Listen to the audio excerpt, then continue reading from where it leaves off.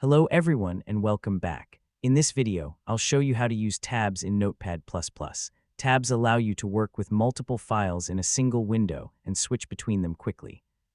First, open Notepad++ on your computer. Now click on File and select New. Type some text in the first document. Next, click File and choose New again to create a second tab. Type different text in this tab. Repeat the same step to create a third tab. As you can see, each document appears in a separate tab at the top of the editor. To switch between tabs, simply click on any tab with your mouse. This lets you move between different files instantly. You can also rearrange tabs by clicking and dragging a tab to a new position. This is useful when you want to organize your files in a specific order. If you want to close a tab, click the X button on the tab. Only that tab will close, while the other tabs remain open. A useful keyboard shortcut is Ctrl+Tab, which allows you to quickly switch between open tabs without using the mouse.